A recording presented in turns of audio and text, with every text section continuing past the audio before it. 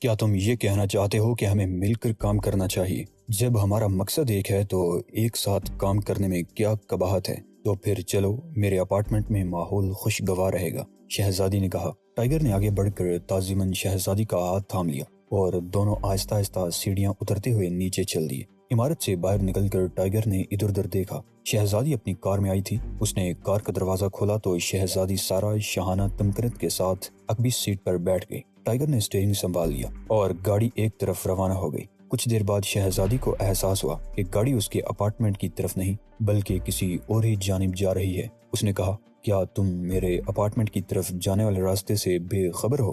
نہیں، ٹائیگر نے جواب دیا۔ کیا تم کہاں جا رہے ہو؟ جواباً ٹائیگر نے اسے وہ سب کچھ بتا دیا جو اس کو مسٹر رک سے معلوم ہوا تھا۔ اوہ، تو کیا ہم اس شخص کو خبردار کرنے جا رہے ہیں؟ نہیں، ٹائیگر نے جواب دیا۔ میں اس امکان کو نظر انداز نہیں کرنا چاہتا کہ ممکن ہے ایلمو اس وقت بھی وہاں موجود ہو سکتا ہے۔ اگر وہ وہاں موجود نہ ہوا تو ہمیں کچھ دیر اس کا انتظار کرنا پڑے گا۔ وہ یقیناً اس شخص کو قتل کرنے آئے گا۔ کیا تمہیں یقین ہے؟ جی ہاں، یہ بات مسٹر رک کے ساتھ ہو چکی ہے اور قاتل اس سے پیشگی معاوضہ وصول کر چکا ہے، ٹائیگر نے جواب دیا۔ اس نے گاڑی ایک چوراہے سے موڑی اور چند سڑکوں پر گھومنے کے بعد اسے ایک بالکل ویسی عمارت کے سامنے روک دیا جیسی عمارت سے وہ کچھ دیر قبل نکلے تھے اور جہاں ان دونوں کی سیڑھیوں پر ملاقات ہوئی تھی۔ ٹائیگر نے اتر کر شہزادی کے لیے دروازہ کھول دیا۔ شہزادی سارا متجسس نظروں سے ادھر ادھر دیکھنے لگی۔ ٹائیگر نے عمارت کے صدر دروازے کے ساتھ بیرونی جانب لگے ہوئے ڈاک کے ڈبوں کا جائزہ لینا شروع کر دیا۔ اس نے مطلوبہ آدمی کا نام تلاش کر کے اپارٹمنٹ کا نمبر اور منزل نوٹ کر لی اور شہزادی کے ساتھ دروازے سے اندر داخل ہو کر لفٹ کی طرف بڑھ گیا۔ مطلوبہ منزل پر پہنچ کر اس نے دروازے کی طرف دیکھا تو بری طرح چونک پڑا۔ شہزادی بھی دروازے کی طرف ہی دیکھ رہی تھی۔ دروازہ کھلا ہوا تھا۔ میرے پیچھے رہیے، ٹائیگر نے سرگوشی میں کہا۔ اٹھ! شہزادی کے حلق سے ایک ناقابل فہم آواز نکلی۔ انداز ایسا ہی تھا جیسے اس کو ٹائیگر کی یہ بات پسند نہ آئی ہو۔ وہ مردوں کی برتری تسلیم کرنے والی عورتوں میں سے نہیں تھی۔ ٹائیگر نے اس کی آواز میں کھنچاؤ کی کیفیت محسوس کر لی تھی، لیکن وہ اپنی مخصوص حسیات کے ذریعے یہ بھی پتہ چلا چکا تھا کہ شہزادی دل ہی دل میں بے حد خوف زدہ ہو رہی ہے۔ اپارٹمنٹ میں قطعاً بے ترتیبی نہیں تھی۔ یوں لگتا تھا جیسے یہاں رہنے والا بے حد نفاست پسند ہو۔ بے انتہا صاف ستھرا ماحول تھا۔ ہر شے کرینے سے رکھی ہوئی تھی اور پورے اپارٹمنٹ میں کہیں بھی کسی قسم کی جدوجہد کے آثار نہیں پائے جاتے تھے۔ ٹائیگر نے سارا کو کمرہ نشست میں رکنے کا اشارہ کیا اور خود متلاشی نظروں سے ادھر ادھر دیکھنے لگا۔ اس کی آنکھیں بڑی باریک بینی سے ایک ایک چیز کا جائزہ لے رہی تھی۔ کمرہ نشست کی طرف سے مطمئن ہونے کے بعد ٹائیگر نے آگے بڑھ کر خوابگاہ کا دروازہ کھول دیا۔ خوابگاہ میں تاریکی پھیلی ہوئی تھی۔ ٹائیگر نے اندھا دھند اندر گھسنے کی کوشش نہیں کی۔ وہ تاریکی کے باعث بے حد محتاط رہنا چاہتا تھا، کیونکہ ایسی ہی تاریکی میں وہ گزشتہ رات ایلمو کے ہاتھوں مرنے سے بال بال بچ گیا تھا۔ پچھلی رات کی صورتحال نے ٹائیگر کو جبڑے بیچنے پر مجبور کر دیا۔ خوابگاہ کے دروازے اور کھڑکیوں پر باری پردے گرے ہوئے تھے اور ان میں سے روشنی کی ایک کرن بھی باہر سے اندر نہیں آ سکتی تھی۔ ٹائیگر نے اپنی حسیات کو بیدار کیا اور ان سے کام لینے لگا۔ وہ اس اندھیری خوابگاہ میں ایلمو کی موجودگی کو محسوس کرنا چاہتا تھا، لیکن کمرے میں کسی قسم کی بھی آواز نہیں تھی۔ کسی کے سانس لینے کی آواز بھی محسوس نہ ہوئی، تاہم وہ خوف و ہراس اور موت کی بو ضرور محسوس کرنے لگا۔ یہ محسوس کرتے ہی وہ چونک پڑا۔ اس کا مطلب تھا کہ ایلمو اپنا کام کر کے ابھی کچھ دیر قبل ہی یہاں سے رخصت ہوا ہے۔ مسٹر رک کے پارٹنر کی لاش فرش پر پڑی تھی۔ تاریکی سے مانوس ہوتے ہی ٹائیگر کی آنکھوں نے وہ لاش دیکھ لی۔ وہ اس وقت مختصر ترین لباس میں تھا۔ غالباً وہ گھر واپس آیا تھا اور شب خوابی کا لباس پہننے ہی والا تھا۔ قاتل وہاں پہنچ گیا اور پھر اس نے اپنے شکار کو ذرا سی بھی مہلت نہیں دی تھی۔ مکین کی کھوپڑی ٹوٹی ہوئی تھی۔ قریب ہی ایک وزنی ٹی وی سیٹ تھا جس کی اسکرین پاش پاش ہو چکی تھی۔ اچانک ٹائیگر کو اپنے عقب میں سے کسی کی طویل سانس لینے کی آواز سنائی دی۔ وہ چونک کر پلٹ پڑا۔ شہزادی سارا اس کے عقب میں کھڑی تھی۔ اس کی آنکھیں حیرت کی زیادتی سے پھٹی پھٹی سی لگ رہی تھی اور ان کی گہرائی میں خوف موجزن تھا۔ اس نے ٹائیگر کی ہدایت پر عمل کرتے ہوئے ڈرائنگ روم میں رکنے کی بجائے اس کا پیچھا کیا تھا اور اب عقب میں کھڑی لاش کو گور رہی تھی۔ اس کا منہ خفیف سا کھلا ہوا تھا۔ چیخ مت ماریے گا، ٹائیگر نے نرمی سے تنبیہ کی۔ میں چیخیں مارنا پسند نہیں کرتی، شہزادی نے سخت لہجے میں جواب دیا۔ ٹائیگر نے مطمئن انداز میں سر کو اسبات میں ہلایا اور ایک گھٹنے کے بل جھک کر جائزہ لینے لگا۔ مسٹر رک کے پارٹنر کی کھوپڑی کسی وزنی شے سے کچلی گئی تھی۔ ٹائیگر نے اسبات میں سر ہلایا، گویا ایلمو کل رات اپنے مخصوص ہتھیار سے محروم ہونے کے بعد دوسرا ہتھیار تیار کرنے میں ابھی تک کامیاب نہیں ہوا تھا۔ یہ ایک وقتی طور پر اطمینان محسوس کرنے کی بات تھی، گویا اگر وہ اس وقت یہاں موجود بھی ہو تو اپنے مخصوص مہلک انداز کو اختیار نہیں کر سکتا۔ ٹائیگر نے ٹی وی کی طرف دیکھا۔ اس کی ٹوٹی ہوئی اسکرین اور ایک طرف لگے ہوئے خون سے اندازہ ہوتا تھا کہ ایلمو نے یہ سیٹ اٹھا کر پوری قوت سے مقتول کی کھوپڑی پر دے مارا ہوگا۔ ایلمو بظاہر تو ایک کمزور سا نوجوان تھا، نہ جانے اس نے کس طرح اتنی وزنی شے کو آلائے قتل کے طور پر استعمال کیا ہوگا۔ مسٹر رک کا پارٹنر قتل ہو چکا تھا۔ خفیہ رابطے میں شائع ہونے والا ایک اور اشتہار کامیابی سے ہمکنار ہو گیا تھا۔ ٹائیگر لاش دیکھ کر بآسانی سمجھ سکتا تھا کہ شکار کی موت فوری طور پر واقع ہو گئی ہوگی اور اس بے چارے کو چیخنے یا یہ سمجھنے کا موقع ہی نہ ملا ہوگا کہ اس کی کھوپڑی پر یک یہ کیا قیامت ٹوٹ پڑی ہے۔ چلیے چلیں۔ ٹائیگر نے ایک طویل سانس لے کر شہزادی سے کہا، ہمیں یہاں آنے میں تھوڑی سی دیر ہوگی، قاتل اپنا کام کر کے جا چکا ہے۔ شہزادی ادھر ادھر دیکھ رہی تھی۔ اچانک وہ فرش کی طرف دیکھتے ہوئے کچھ اٹھانے کے ارادے سے جھکی تو ٹائیگر کی آواز سن کر ٹھٹک گئی۔ اس کا ہاتھ جہاں کا تہاں ہی رہ گیا۔ اگلے لمحے اس کی دیوریوں پر بل پڑ گئے۔ اس نے کڑی نظروں سے ٹائیگر کی طرف دیکھا کیونکہ اس کا لہجہ قدرے سخت اور تحکم آمیز تھا۔ کسی چیز کو مت چھوئیے، ٹائیگر نے اپنی بات دہرائی۔ شہزادی ایک طویل سانس لے کر سیدھی ہو گئی۔ کیا تم پولیس کو اطلاع نہیں دو گے؟ اس نے سوال کیا۔ نہیں، ٹائیگر نے جواب دیا۔ ٹائیگر کے لہجے میں نہ جانے کیا بات تھی کہ شہزادی کو دوبارہ اسے مخاطب کرنے کی جرت نہ ہوئی اور نہ ہی اب اس کے چہرے پر خفگی کے تاثرات تھے۔ وہ اپارٹمنٹ سے باہر آ گئے۔ لفٹ کے ذریعے نیچے آ کر وہ دوبارہ اپنی کار میں بیٹھ گئے۔ کار سٹارٹ کر کے ٹائیگر نے آگے بڑھا دی۔ اس بار کار کا رخ اس عالی شان عمارت کی طرف تھا جس کے سب سے بڑے اور آرام دہ کمرے میں شہزادی سارا کا قیام تھا۔ یہ اپارٹمنٹ دریا کے رخ پر واقع تھا اور اس کی کھڑکیوں سے دریا کا پانی بے حد خوشنما نظر آ رہا تھا۔ دریا کے کنارے بنے ہوئے پارک اور اس میں جگمگ کرتی ہوئی روشنیاں ایک روح پرور منظر پیش کر رہی تھی۔ سارا اسے اپنے مخصوص کمرے میں لے گئی۔ کمرے کی آرائش دیکھ کر ٹائیگر چند لمحوں کے لیے تو مبہوت ہی رہ گیا تھا۔ یہ سب کچھ تمہارے نزدیک کیا اہمیت رکھتا ہے؟ شہزادی نے دریافت کیا۔ کیا آپ کا اشارہ اس مقتول کی طرف ہے؟ نہیں، لیکن اب تم یہی سمجھ لو، صرف یہ کہ میں ایک بار پھر ایلمو پر ہاتھ ڈالنے میں ناکام رہا ہوں۔ بس صرف یہی جذبات ہیں تمہارے؟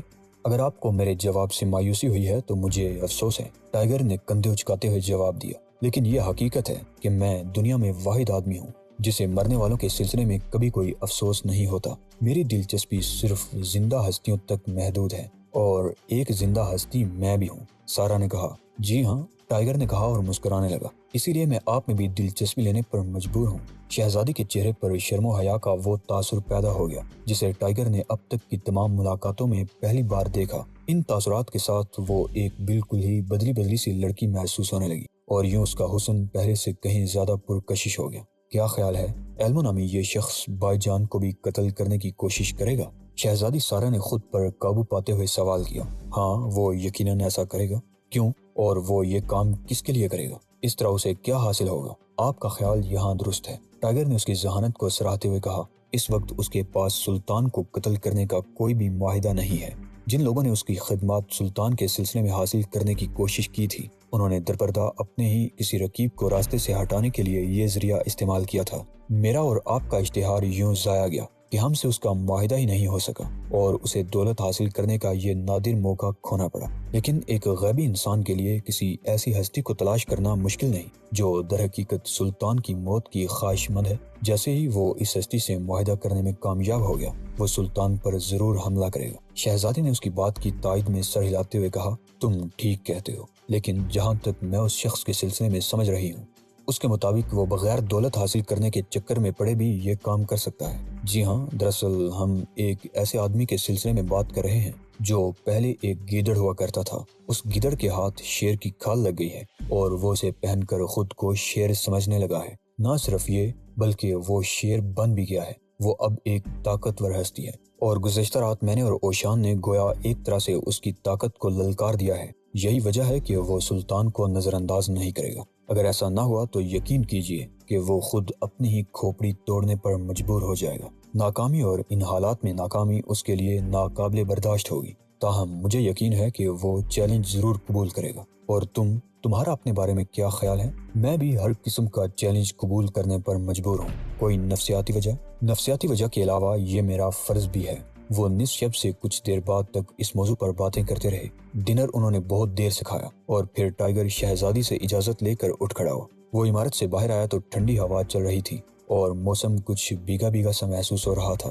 باہر آنے کے بعد اس نے دروازے کے سامنے رک کر ادھر ادھر دیکھا۔ اس کی حسیات پوری طرح بیدار تھی اور وہ فضا میں اپنے لیے کسی خطرے کی بو محسوس کر رہا تھا۔ ٹائیگر حیران تھا کہ اوشان کو جب یہ معلوم ہوگا کہ وہ نصف شب تک شہزادی سارا کے ساتھ رہا ہے تو اس کے کیا تاثرات ہوں گے۔ وہ عورت کو مرد کی کامیابیوں میں سب سے بڑی رکاوٹ محسوس کرتا ہے۔ ٹائیگر نے سوچا کہ اگر وہ سیڑھیوں پر شہزادی سارا سے باتوں میں کچھ وقت ضائع نہ کرتا اور سیدھا یہاں چلا آتا تو شاید ایلمو سے ملاقات ہو جاتی اور یہ معاملہ آج ہی ختم ہو جاتا۔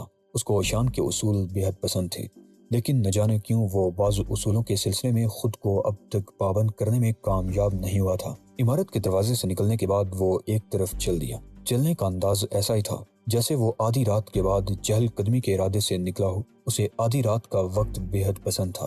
ولسن کی اس پسندیدگی کے پیچھے صرف یہ راز تھا کہ رات کے اس پہر اس نے اپنی زندگی کے کامیاب ترین کام پایہ تکمیل کو پہنچائے تھے۔ اس نے چاقو کے ذریعے اپنا نام کمایا تھا۔ پیٹ پھاڑنے اور گردنیں کاٹنے میں اسے نہ صرف خاصی مہارت تھی بلکہ اس سلسلے میں وہ کافی شہرت بھی حاصل کر گیا تھا۔ اسے اپنے آپ پر اور اپنے فن پر فخر تھا۔ وہ اپنا روزگار بھی اپنے چاقو ہی سے وابستہ کرنے پر مجبور تھا اور اس سلسلے میں کامیابیوں نے ہمیشہ اس کے قدم چومے تھے۔ کبھی کبھی اسے حکومت کے بڑے گھر میں بطور مہمان بھی رہنا پڑتا۔ ان دنوں کے علاوہ اس کی زیادہ تر راتیں کسی نہ کسی انداز میں مصروف ہی گزرتی تھی۔ آج بھی ایک مصروف رات تھی۔ یہ رات اس کے لیے یوں بھی اہم تھی کہ اسے کام کا بہت بڑا معاوضہ ملنے والا تھا۔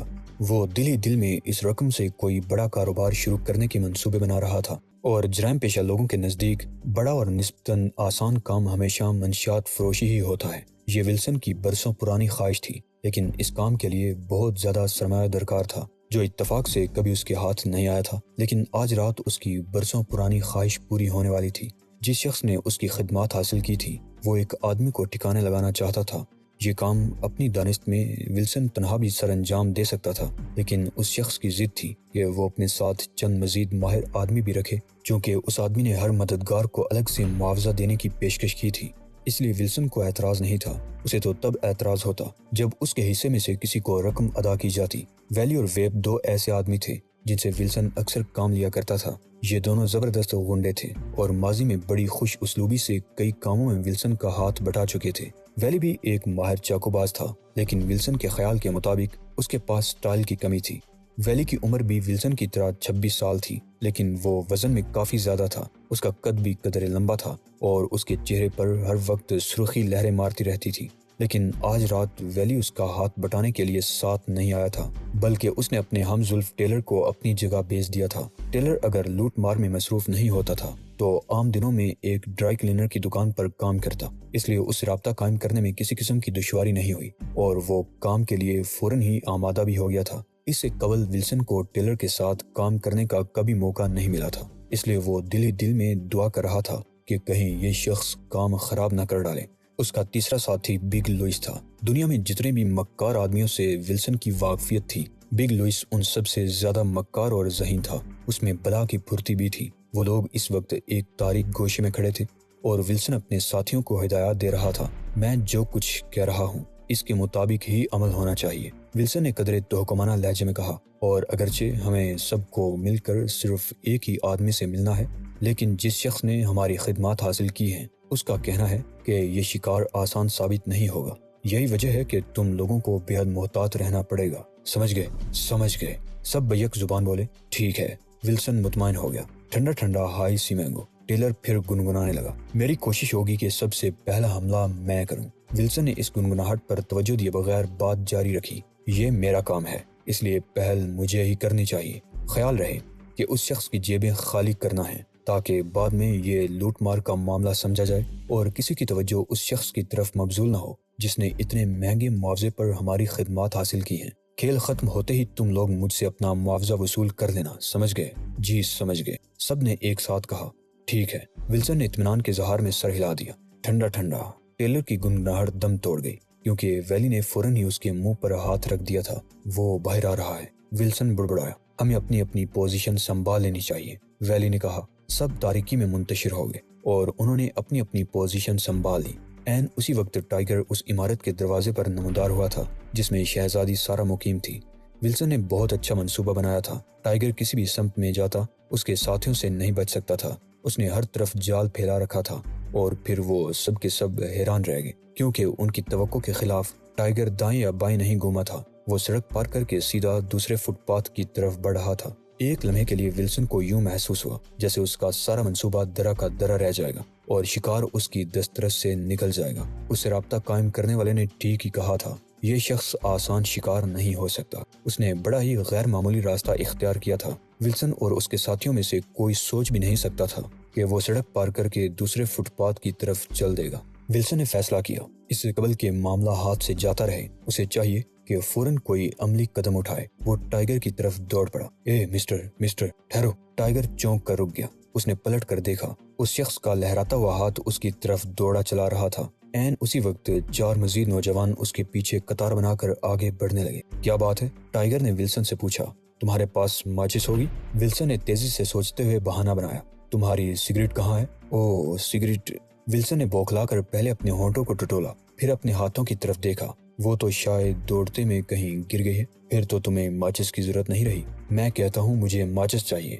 ولسن غرایا۔ ٹھہرو میں دوسری سگریٹ نکالتا ہوں۔ یہ کہہ کر اس نے جیب میں ہاتھ ڈالا اور کنکھیوں سے اپنے ساتھیوں کی طرف دیکھا جو اب کافی قریب پہنچ گئے تھے۔ ولسن کا ہاتھ جیب سے باہر آیا تو اس میں ایک چاقو دبا ہوا تھا۔ اگر تمہیں ماچس کی ضرورت ہے تو خود کو فٹ پاتھ پر رگڑنا شروع کر دو، بلکہ ایڑیاں رگڑو، ممکن ہے ایک آدھ چنگاری پیدا ہو جائے۔ ٹائیگر نے اسے پرخلوص انداز میں مشورہ دیا اور نیم و آنکھوں سے چاقو کی طرف دیکھنے لگا۔